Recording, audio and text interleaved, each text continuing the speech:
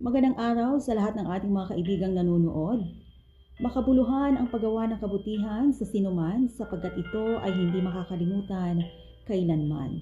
Welcome po sa ating programang Ikaw, Ako at ang Nakaraan. At ngayon, ating pong matutunghayan ang kasaysayan sa larangan at buhay pag-ibig ng ating letter sender na si Andrew.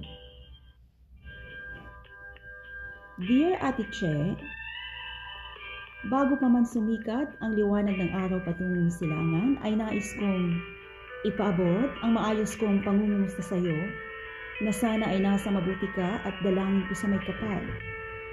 Na lumawig pa ang iyong palatuntunan na naging sumbungan ng mga nakaraan. Ako po si Andrew, 32 taong gulang at nakatira sa Davao City. Isa po akong personal driver ng bus kong babae na nag-uupisina sa isang malaking kumpanya. Ang trabaho ko po, Ate Che, ay tagahatid sundo at tagabuhat ng kanyang mga gamit. Isang araw ay pumunta kami sa mall at tinanong niya ako kung ano daw ang aking gusto. Medyo nahiya ako magsabi, Ate Che, kaya ang sagot ko ay sapatos po, ma'am. Kaya pinapili niya po ako. At nang umuwi na po kami at dumating ng bahay, ay inabot niya ang sapatos sa akin at meron pa itong box na pangregalo daw para sa akin. At sabay sabing, deserve mo ang magkaroon ng ganyang bagay. Nang buksan ko ito, Ate Che, ay isang kwintas na ginto. Gusto ko sanang ibalik pero ang sinabi niya ay itago ko daw. Paglipas ng buwan, napapansin ko, Ate Che, na masyado na kaming close sa isa't isa. Sabay na po kaming kumain at mag-outing sa kahit saan. Kaya napapadalas po ang aming kwentuhan. At isang araw ay nangyari ang di inaasahang pangyayari na ginagawa lamang ng mag-asawa. Oo, Ate Che. Nasundan pa po ito ng maraming beses. Pero hindi ko alam kung tama ba yun o mali.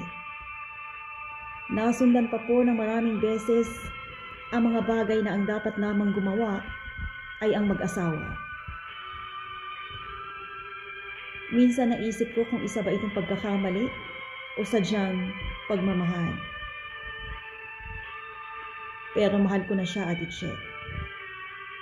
At inamin niya rin sa akin na mahal niya ako. Sa totoo lang, Ate Che, mas matanda po siya sa akin ng 5 taon. Pero maganda siya at hindi halata na mas bata siyang tingnan kumpara sa akin. Hindi naman sa pagbubuhat ng sariling bangko ay may itsura din naman po ako. Subalit ang problema ko ay hindi ako tanggap ng pamilya niya. Dahil sa isa lamang akong hamak na tagamaneho at ang liit ng tingin ng pamilya niya sa akin. Hindi ko alam kung ano yung gagawin ko, Ate Che. Susuko ba ako o ipaglalaban ko ang pagmamahal ko sa kanya?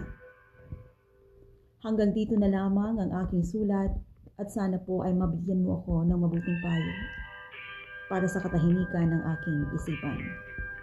Nagmamahal, Andrew. Yun po ang maikling kasaysayan ng ating letter sender na si Andrew. At maraming salamat sa iyo.